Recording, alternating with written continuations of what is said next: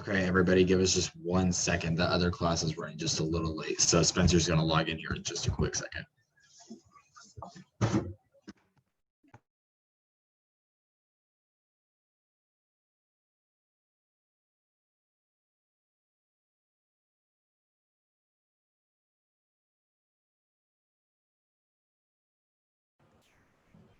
Can you hear me, Phoenix? Yes, I can. Everybody, will you throw your emails in the chat? I have 2 handouts that I need to email you guys. So if you'll just start throwing those in the chat so I can send these to you before we get jumped in too quick.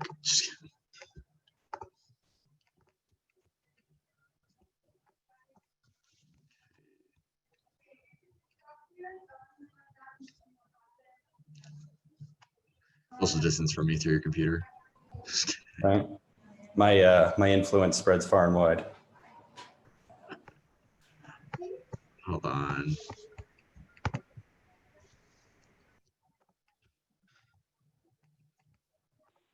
Is that Spence?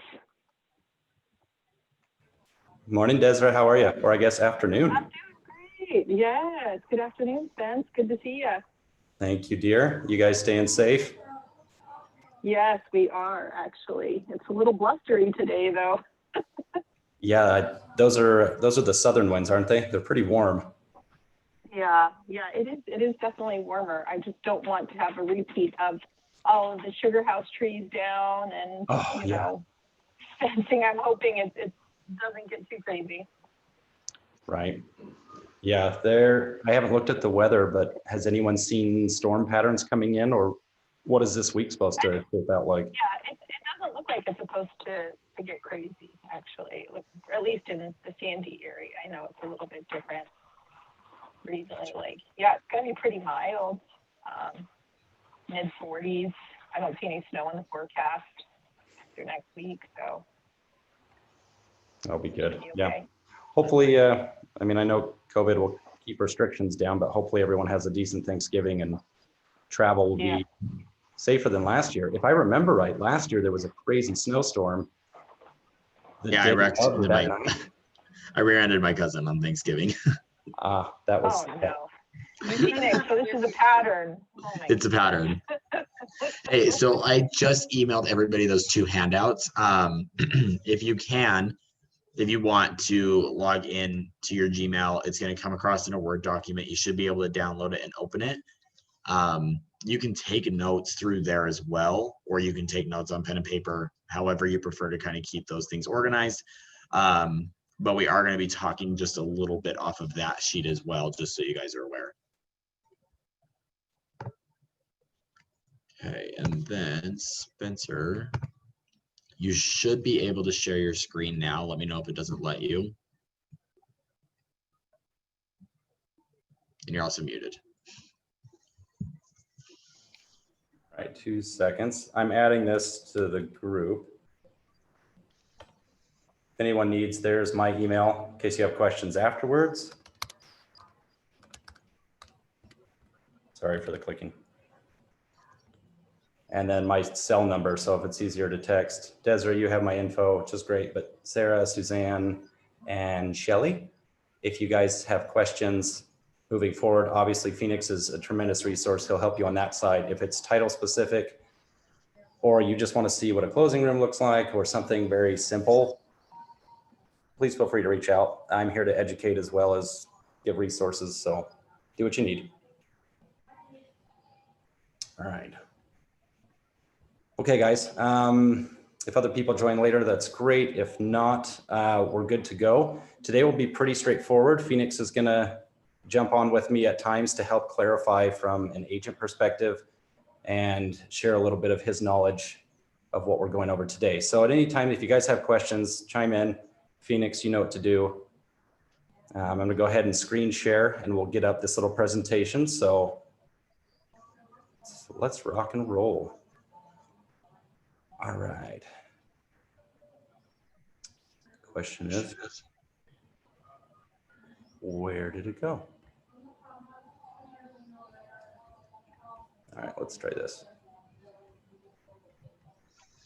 Okay, one sec. It's pulling up the tab.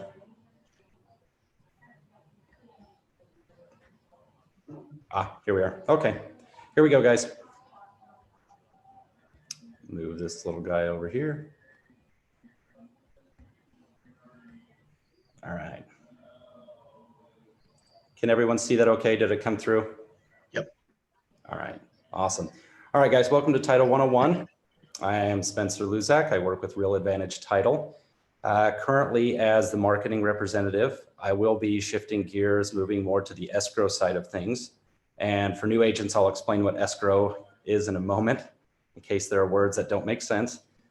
But for today and for the last several months, I've been working with Phoenix to come up with better ways to teach you guys the basics of title, how it involves you as an agent, what to look out for. And just, it's very simple. You don't need to stress about title. Okay, it's a necessary evil for you to do your job. All right, and we'll go through that. So as you have questions, just take notes. We'll get through this, no worries. So how to? Today we're gonna go over the basics of title insurance, starting a file, and this is as an agent, okay? So when we say a file, this is you as an agent contacting title to get work moving. What the buyer cost will look like, if you're a seller's agent, what their cost will look like. What is a PR? You will hear this come up, and there are a few different names for it. It all means the same thing. Title, escrow, wire transfers, the closing itself, and why you would want to work with a company like Real Advantage. So pretty simple. Here we go. All right, title insurance. Oh, and PS, Phoenix did a wonderful job helping me with the slides. So the creativeness and the beauty behind it is purely him. All right, title insurance.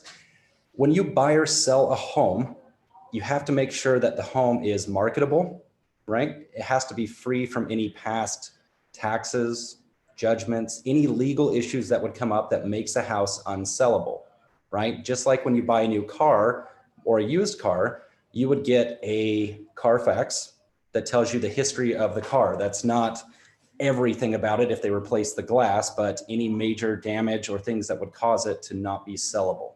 So instead of a Carfax, we look at things that we would call maybe a house fax and make sure that you as an agent can market that property.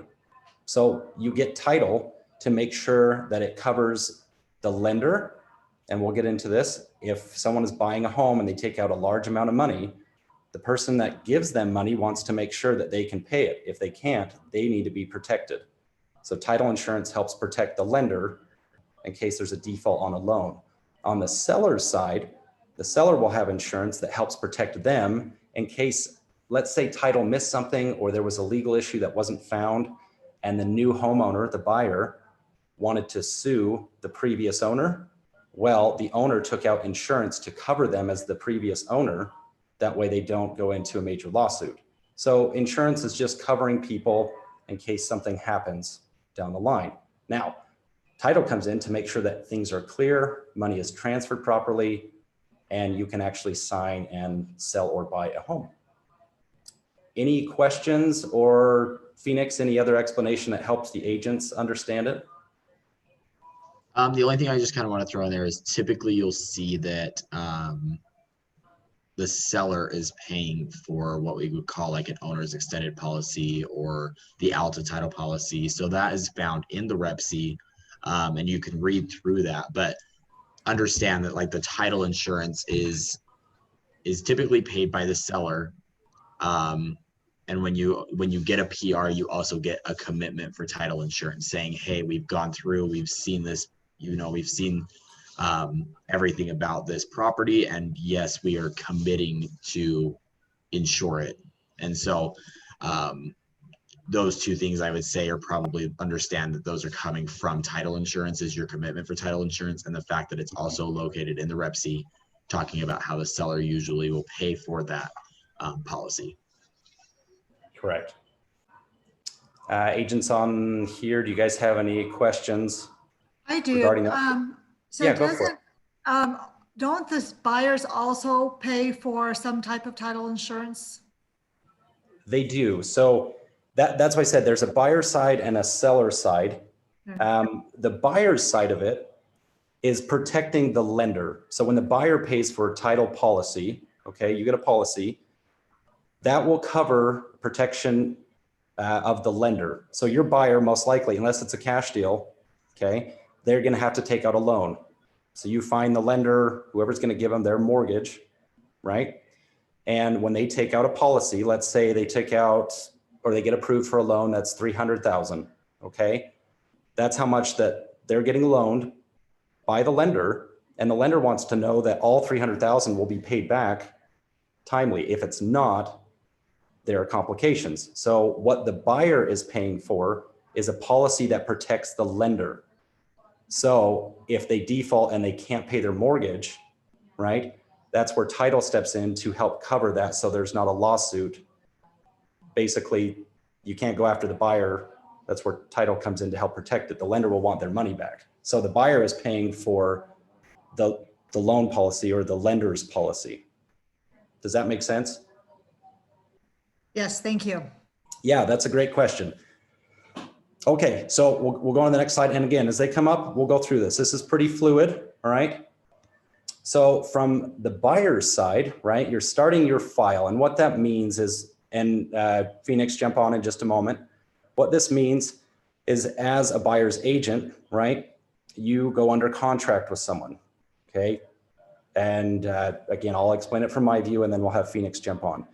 So when you have that contract, you get the Rep C filled out, the information there, you want to send that in as soon as you can to get going on, let's just say the house facts, to get a PR or a preliminary report going from title.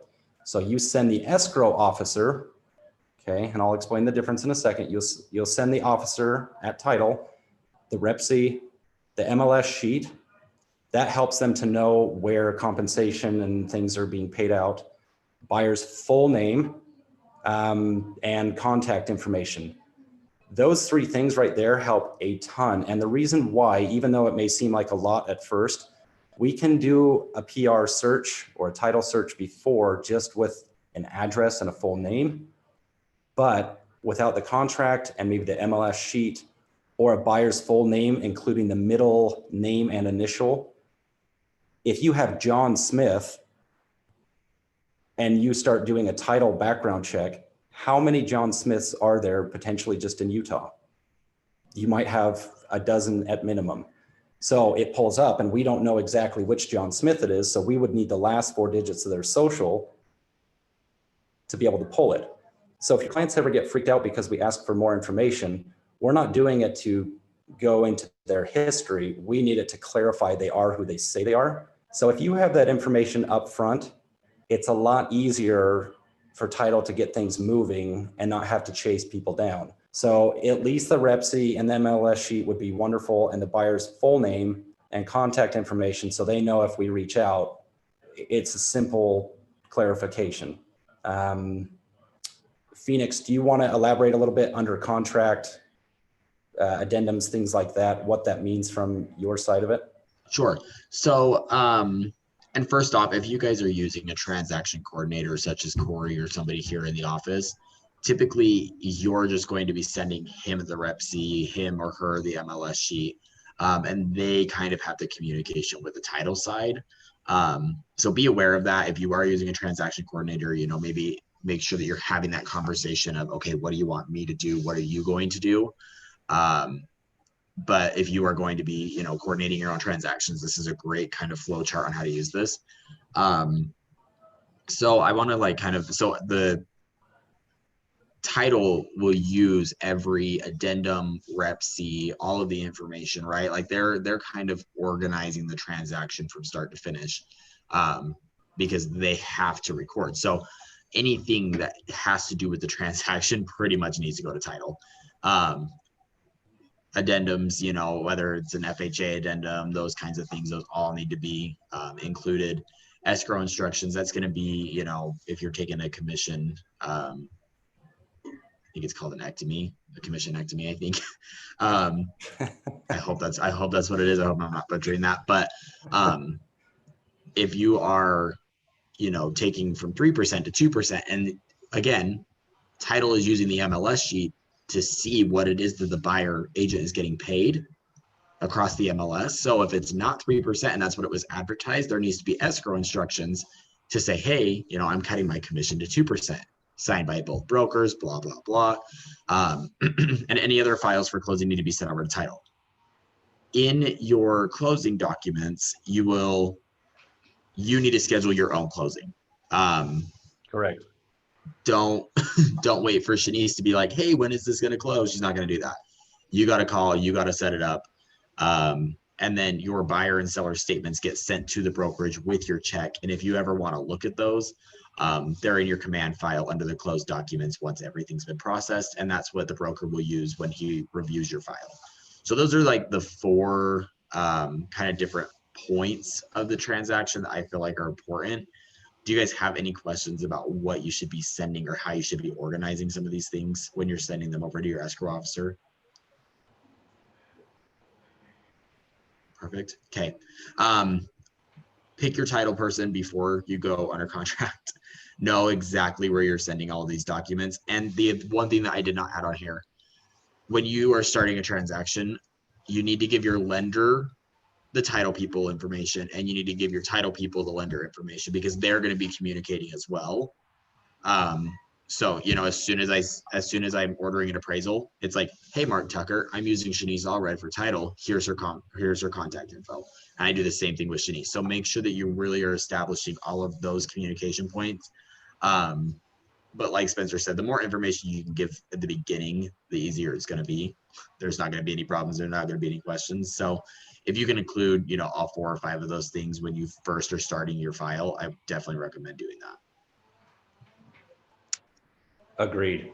Thanks, Phoenix. Any questions or things that you've heard of, seen, experienced with the process? Again, we'll go over more in depth throughout the rest of the slide, but are you guys pretty savvy? Do you understand what needs to be sent in and when from the buyer's side?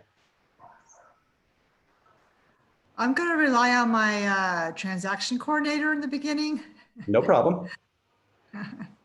That's okay. And that's part of the reason they're there, is to help you learn the process. And then later on, if you feel that, you can do it on your own and things like that, that's perfectly fine.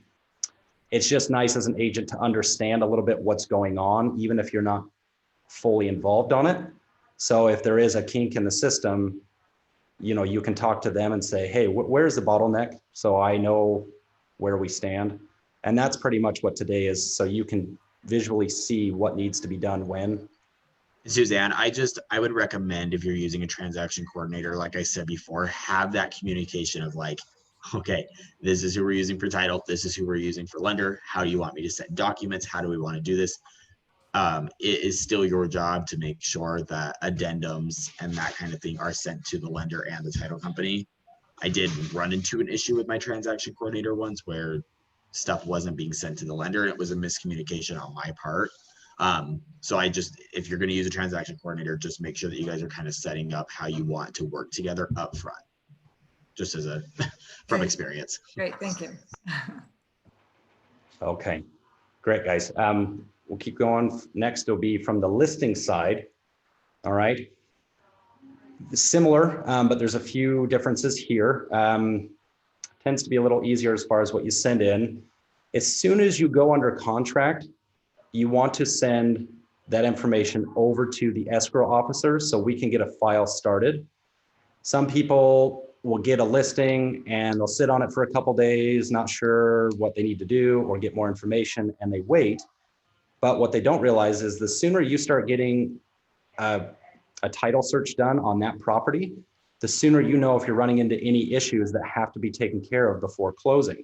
So the longer you wait to send it to title, it can potentially push things back. And so you may not be able to close when you or the client had initially scheduled for. So just know that as soon as you get a listing and you go under contract, email the escrow officer or their team, okay, the seller's full name as listed here, copies of ID. This helps tremendously, again, for authenticating who the client is. Driver's license is usually pretty easy, and the MLS page, where the payouts are going, who's getting commissions, things like that. Okay, so that's pretty simple. And the REPSI, of course, like that just falls into an absolute. Under contract, you can see their REPSI and addendums, escrow instructions, any files for closing. So that's stuff I'm getting more information on as we go. Closing, again, you schedule the appointment. If you leave it up to them and there's not communication, we had 2 cases yesterday, and I talked with Shanice about this because I asked her, what's one of those little skills that goes a long way for an agent to be successful at what they do? And she said, it's kind of like dating, or maybe with your spouse or partner. Communication goes a long way. If you're going to be late for a meeting, or you know that the closing might get bumped because the client has some family emergency or something happened, if we don't hear from the agent, i.e. you, we don't talk with your client unless we need information. So if there's something that's going on and you need to close, the one yesterday was supposed to close not until December 18th. They got an email almost at the end of yesterday from the agent that says, hey, there was an issue and we need to close tomorrow. Well, we're sitting there in the office thinking, well, how long did you know this information? The agent knew for about 2 weeks, 3 weeks, that it was not going to be December 18th. So instead of having a month to get things done, we had to scramble and stay late yesterday to get it finished because we didn't have communication or a heads up. There were issues to be aware of. So as soon as you know that something's going on and there's something that would affect the closing date or something with the home, please just send an email or give a phone call to the escrow officer or the team. Even if it's not serious, just say, hey, there's a heads up, this may happen. If not, don't worry about it, but it may push our closing up another week or 2. That helps us know what information to get from the lender sooner. Does that make sense? Hopefully. I did want to add, so when you take a listing, you should order a PR. Like, you should start your file once you have taken the listing, that so you're not, under contract in a week later before you realize that there's issues with title or whatever. So I recommend, like, as soon as you do take a listing, and even if it's not completely active yet, I would still order your PR, just so you have that. Can I jump in with a question here related to communication and closing? Yes, ma'am. So, as a newer agent, especially in the beginning, closing time, we have a settlement date, and we have that pretty early, somewhere around 30 days.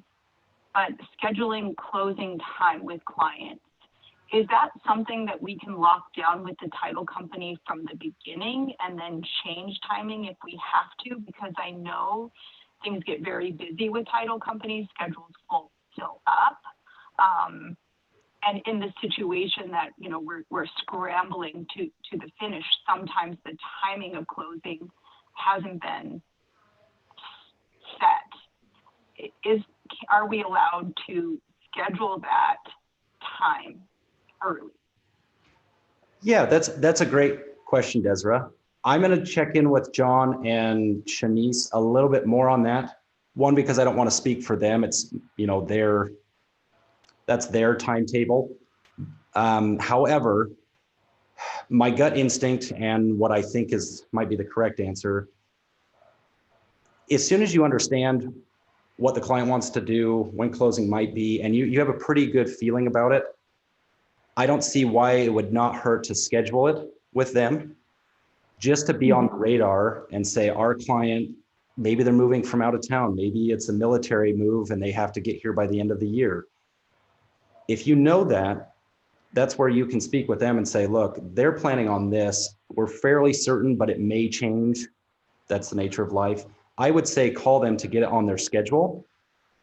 But if you're not sure and it's just one of those, well, I just want to make sure I have a space. The issue we run into a little bit, a few different agents have been double booking. So what they'll do is they'll go under contract. They'll immediately set a close date. They have no idea when they're going to be. They just guess a date, but they'll set it for 2 different dates back to back, or they'll set it for 2 time slots in the same day. And then what happens is they'll come close to the day and then the agent will call and say, oh, we can't do it then. Can we do it tomorrow? And they do it right before the closing. So not only does that push a schedule the next day to try and open a space if possible, but the 2 hours that they took up the day before, we can't fill that with another thing. So essentially the escrow officer loses time period to have other closings, i.e. lose business. So I think that you could schedule it. If you know, I would definitely schedule ahead of time. I would say that you're probably, you should not be scheduling closings until after due diligence. You should probably, you need to be through the due diligence period before you really know if it's going to close, right? Depending on how solid your buyer is. But I've usually scheduled my closings a week out and I haven't had a problem getting a time. I would say 1 to 2 weeks is probably appropriate. Anything earlier than that, I think is kind of a waste of a phone call because there is a good chance that you might be calling and having to cancel. And I would say at least get through your due diligence.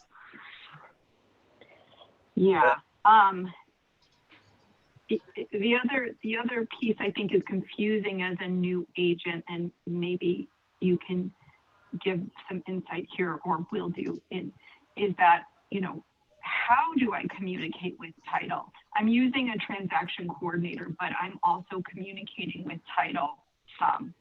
And I wanted to know where it is appropriate. I know I've called to ask title for information because there's a communication piece between lender and title company. And I don't always know, especially in the beginning, what that coordination is. I know there's the PR and everything. And then there's this, the closing documents.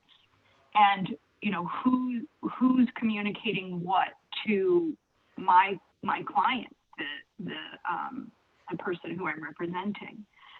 Does the lender tell my client this? Is the lender scheduling the settlement time and coordinating with title? Is title, emailing my client to schedule the time?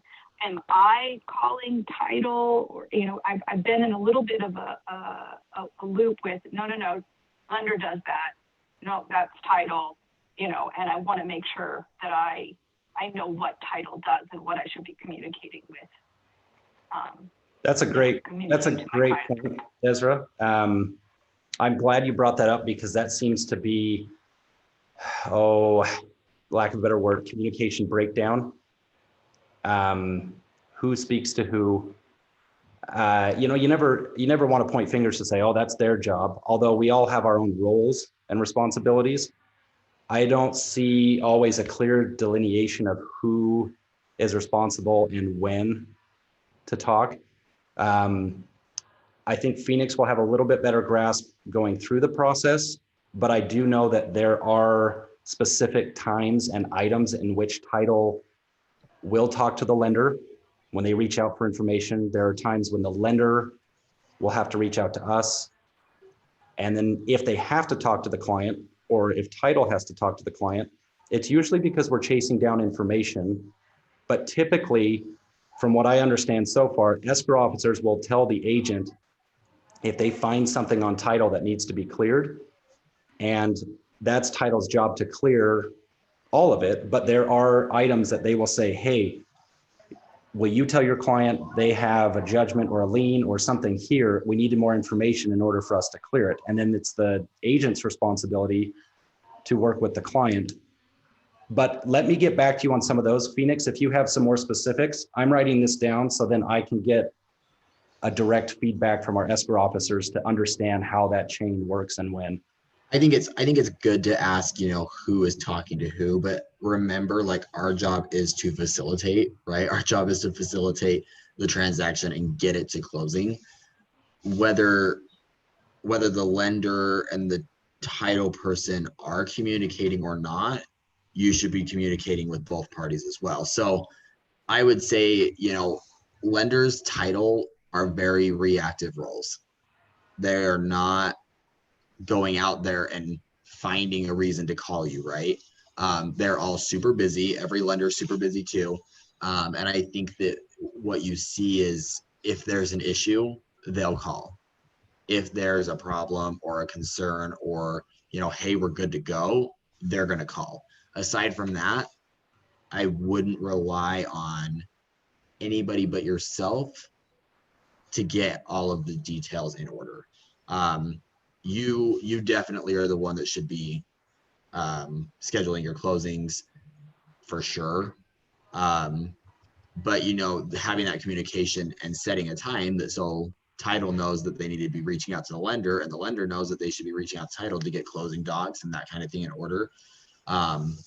It really is just a communication. And I think, unfortunately, there's just a lot of the agent kind of running around in circles, calling title, calling lender, asking the same questions to make sure that the communication has been had. Yeah, I get that. And I think the only thing that I would include here is kind of a cautionary, tale for myself and my own experiences. Because you've had one experience with one title company and experienced one style of communication, you shouldn't necessarily expect that with another.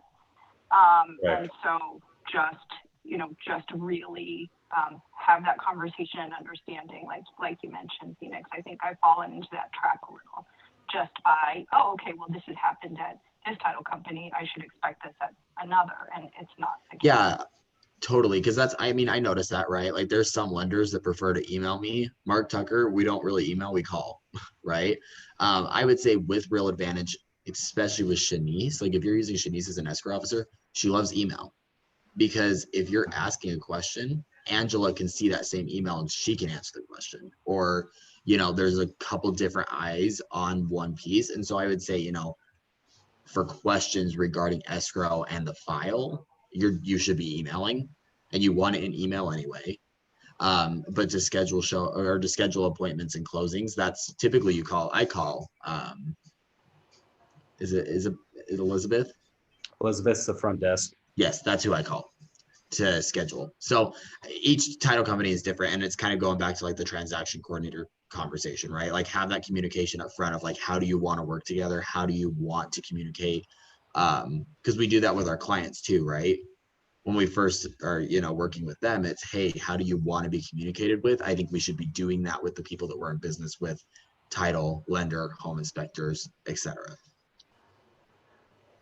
Yeah, I would agree. I mean, that I wish there was more of a set system with certain things, but right, title is a service industry.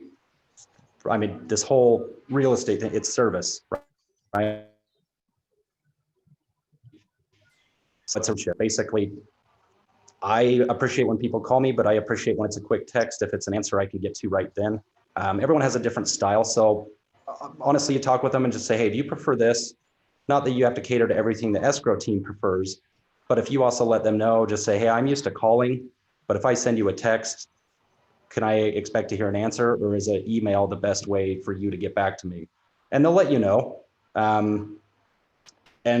Just to back up what Phoenix did mention, these are more of a reactive positions for title and lenders. You're the agent, you're selling the house, you make the most commission of anyone in the whole transaction, right? So you're setting it up and getting things taken care of.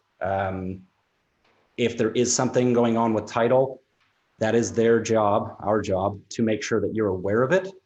Not that it's your job to clear it, we clear it, but they're the ones that give you a heads up. And if they're not doing that, that's something that, let me know, let them know, just say, hey, will you give me a heads up?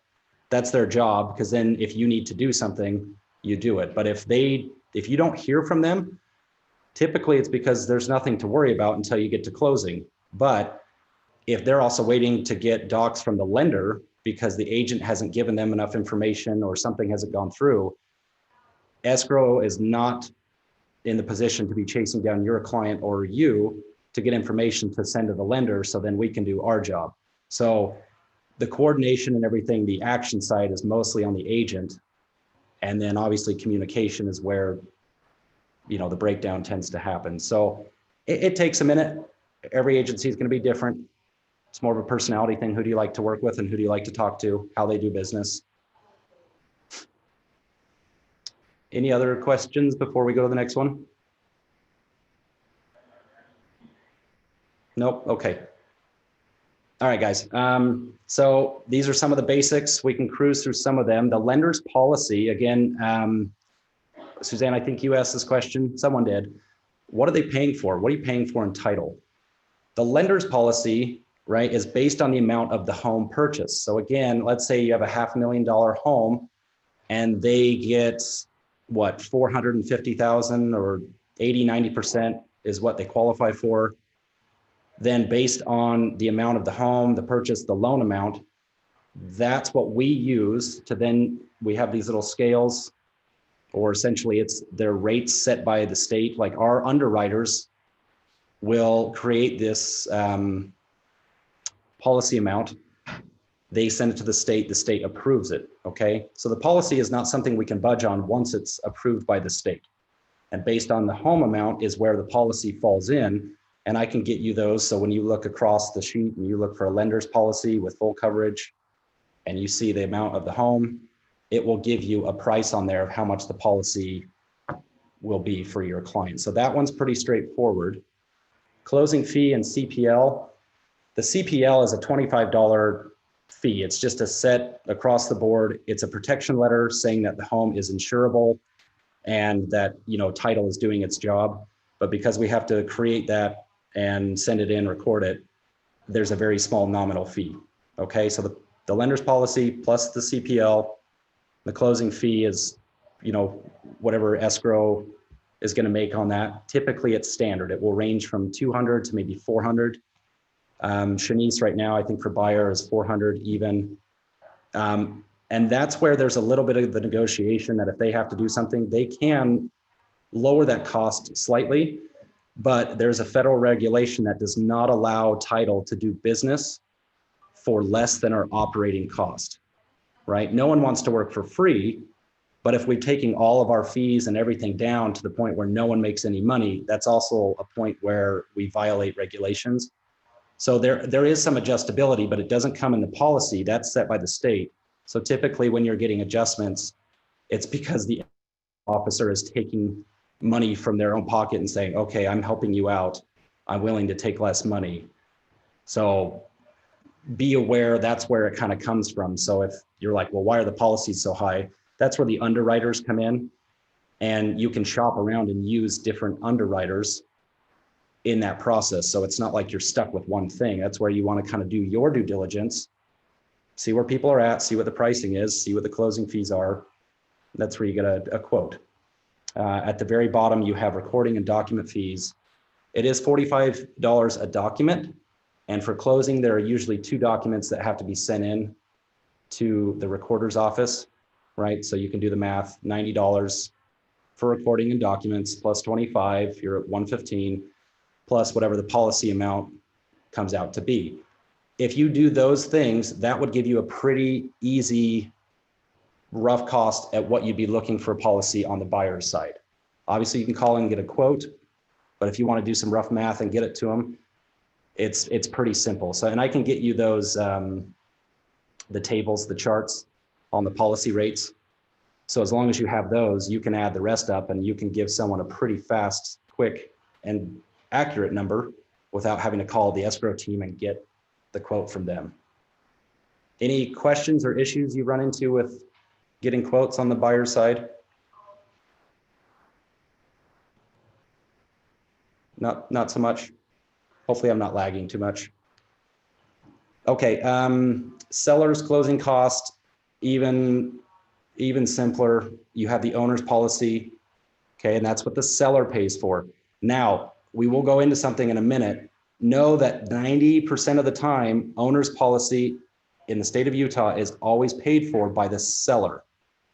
Phoenix and I have talked about this recently. There are exceptions and times in which the buyer may pay for the owner's policy, but that comes in the form of an addendum or an agreement on both parties. Okay, so just know that most of the time, almost always, owner's policy will be paid by the seller, and that's based on the sales price of the home. Okay, and then the closing fee right there is a flat rate. Shanice is at $450 right now on the seller side. That's it. So the seller side, there's less things to know about when it comes to the quote. Phoenix, did you want to mention anything about the owner's policy being paid by seller? I mean, I just threw there in the chat. Hey, it's, you know, it's written in the rep C as it is. Some agents are using it as a negotiating piece. I don't really recommend it necessarily. If you are going to try and negotiate with your buyer paying for that policy, it definitely needs to be something, a conversation that you have with an agent who has done it before, or, you know, broker Dave. Because that really is kind of changing part of the Rep C that isn't usually negotiated on. So just be aware that some agents are doing it, but if you're going to do it, you need to definitely make sure that you're kind of dotting your I's and crossing your T's. Yep, good call. Agents out there, any questions on that or the owner's policy fees? Nope. Okay, if you do, let us know. All right, moving on. Maybe. There it goes. Okay. Now we'll move through these next bit a little quicker because the first part's very, very crucial. What is escrow? What is title? We get asked this a lot.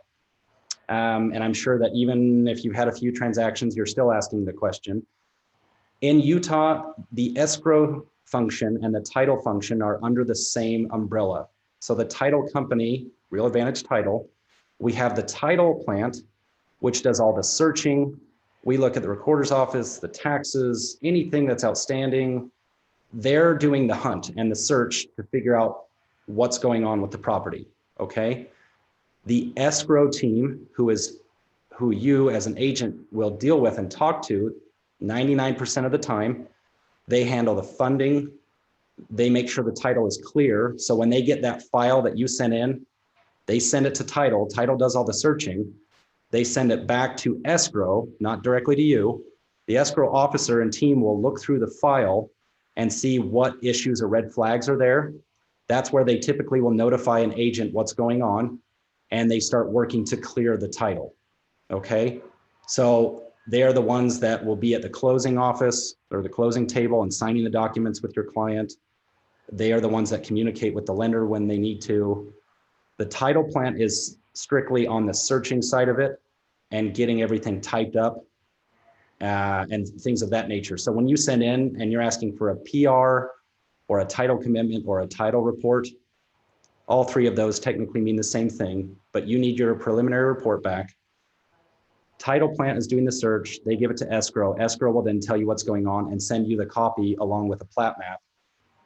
So if you're wondering, yes, you deal with the title company, but the person that you talk to the most or the team, that's the escrow team.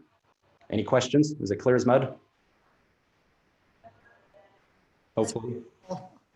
Thank you. Yeah, you're welcome. It's straight. When I first got into this, I hear escrow thrown around all the time in movies. And I'm like, man, what in the world does escrow do? That's essentially it. So just know that you deal with the escrow team, but you are working with the title company. Outside of Utah, it's common that escrow is its own company and title is another company. So a split happens, but in Utah, they're under the same roof, even though it's called the title company, not the escrow company. All right, come here, little buttons. Okay, great, actual signing. This was a question that Phoenix brought up because he's heard it from other agents as well. And I hope this helps you understand the difference between these four terms that you see on the screen: settlement, closing, funding, recording.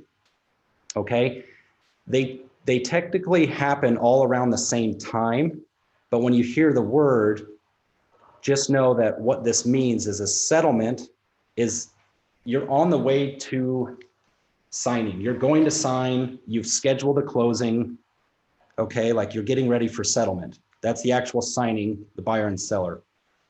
Now, closing, as it says here, Those are the actual signed documents. Okay. So before closing happens, you're getting ready for settlement. And then when you sign them, that's the closing. Okay. Even though they're happening almost at the same time. And then funding and recording also happen almost simultaneously, but we're talking moments apart or within a few hours. Okay. Funded is all the monies, and that's the correct word, monies have been transferred. Okay. The funds have been dispersed. So money sent out, escrow is the one that divvies that out. The mortgage is then paid off. So that goes back to the lender. It gets paid there. All the commissions, where do those go? Those will get funded. Stuff's transferred to the banks. Okay. So after the documents are signed, that's when funding and recording happens. And they happen pretty much right at the same time. Usually, obviously, you get recorded and things get funded. Sometimes it can be slightly in reverse. And then recording, that's the actual transfer of ownership. Okay.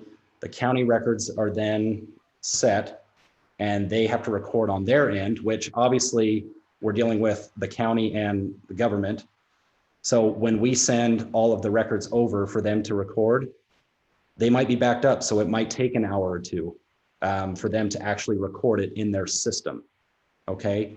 But the escrow team is sending the records off and the funding out right after documents have been signed. Sometimes funding might happen right before, or recording happens, then it's funded. But just know that those happen at the same time, but they are two distinct things. Yeah, and I wanna like kind of plug why this is important. So my parents' transaction on their house, okay, we were in settlement for Thursday, Friday. Okay, we closed on a Friday after we had signed all of the documents. We were still in the process of funding come Monday. Okay, so, and that's why in the REPC, like it says upon recording, right? So my parents are gone, they signed all the documents, they did not get possession of the house because it hadn't recorded. So we were in funding and recording all of Monday, and it actually recorded. So we funded on a Monday and then it recorded on a Tuesday. So they are all different processes, and typically it does happen simultaneously, but it is important to understand the difference, because if you go to a closing on a Friday, okay, great, you may have closed, but if it doesn't record, you don't get possession that day, right? If that's how it's written in the REPC. So understand the difference. But I mean, typically the important thing is that we've closed, funded, and recorded, and that's what you'll hear. So. Yep, that's a good point. That's a good example, Phoenix, to help people understand. Be like, great, your client may have closed and they think it's our home. Let's say they do move in over the weekend and they damage something or something else happens. Well, the ownership hasn't been transferred yet. So that brings up a liability issue, and we can go over that stuff later, but it doesn't mean they own the house right then. Of course. I've heard from Shanice there's a 3 p.m. cutoff time. Do you know about that cutoff time? Are you talking about funding and recording? I think so. Yeah. Yeah, that's a funding. Because like you could close at like a 6 o'clock on a Thursday, but you're not going to fund until Friday the next day, because they can't do that transfer of money. And so it's basically impossible for you to record and fund same day if you're not there before the cutoff. Understand. Which I think is important to note when scheduling your closing, is to not get too close to. And that changes between title companies. Okay. So part of the issue with my parents' transaction is my title company's cutoff was 3 o'clock for wire transfers, but the bank that the seller's title company used was 2 o'clock. So we went in at like 2:30. Well, we couldn't transfer money. They weren't going to get the wire on their side until the next day. So even though we had funded, it can't record because the transfer hadn't happened the whole way. So your cutoff does just change between title companies as well. Yep. Yeah. Any other questions there? And we can go more over that, but yeah, that is a very good thing to be aware of, especially if you get a client that's persistent. They would need to fund and record the same day. They're leaving somewhere. And again, this falls partially on you as an agent to make sure that you're scheduling with the escrow team when you're going to get in. And if your client can't make it, They have to understand that, look, if the banks close or something happens, right? And you're like, but we need to close. That's great. We can't fund and record till the next day. But there are times in which we have escrow officers who they realize that your clients may only be able to meet at 7 at night. So they drive out somewhere and they've done closings after hours to help out an agent because of the client's circumstance. It's, you know, it's an exception. It's not the rule, but they do that. I've seen it quite a bit. But then the next day is when funding and recording can take place because everything's done for the night.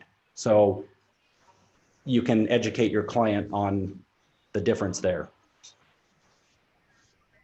Sound good? Okay, I think we're getting towards the end of it. These are just some of the, I guess we'd say policy credits. They're kind of like discounts, but they're kind of credits that we give. And there's some others that are coming out. Basically, the military one, I think the state had just shut that down. We were the only title company to give a discount based on military activity. But the state's having issues right now because other title companies are giving pushbacks because we're able to give a discount and they aren't because their title or their underwriter didn't do their job. So that one may be off, but the one I want you to look at is concurrent close under discount. What that means is if you have one side of the transaction, or we're using title for the seller side, if we get the other side and get the buyer's side, then we give them an additional 30% off their policy rate. Okay, and that can make obviously a difference for people. But if we can do both sides of the transaction, we give discounts. We can do it maybe a better policy type rate for the seller side, but concurrent close is something to be aware of. So if we can talk to the agent on the other side of the transaction and you're the one on the seller's side, we save your clients 30% off their policy. That makes them happy. Yep. Is that 30% for both sides or just for? It's for the buyer's side. So it'll be the lender's Buyer's policy. Okay. I'll make a denotation of that next time. Sorry about that. But concurrent close, that means if we get both sides, the buyer's, I guess the buyer's agent client, the buyer will get 30% off their lender's policy. So if you already know going in, like I have a buyer, we're going in to make an offer, but we already know which title company we're using. How does that, do you switch title companies? If someone says, if the seller says, hey, if you use my title company, I get 30% off, do we? Yeah, you can totally do that. That's, I mean, there's nothing against that. That's an incentive we use to people because obviously, I mean, think of it this way, right? Take the fact that I'm a marketing rep out of this for a minute. We'll just think business. If we can do one side of the transaction and the company makes profit there and we can help our agents and get deals done and make people happy, we'd love to do it for both sides.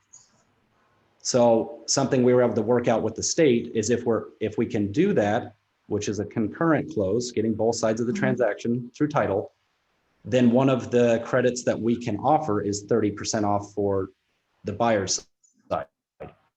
And Spencer, I do want to point out, not to like. How exactly works with the writing and state approval. Go for it. Oh, Tech Lab is going to be starting here in just a minute. Okay. So we'll wrap up. Okay.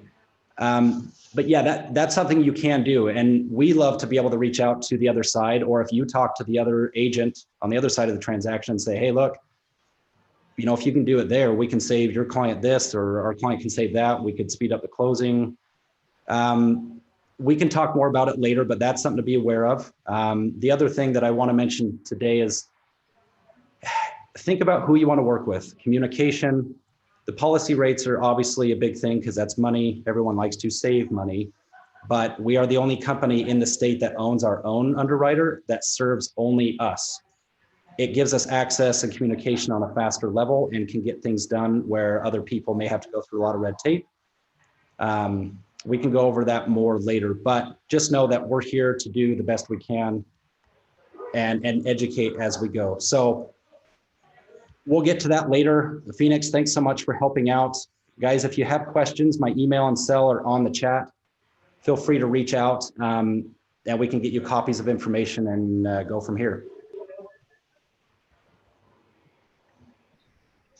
Perfect. Did anybody else have any questions? Thank you very much. No, thank you. Yeah, thanks, Spencer. I appreciate it.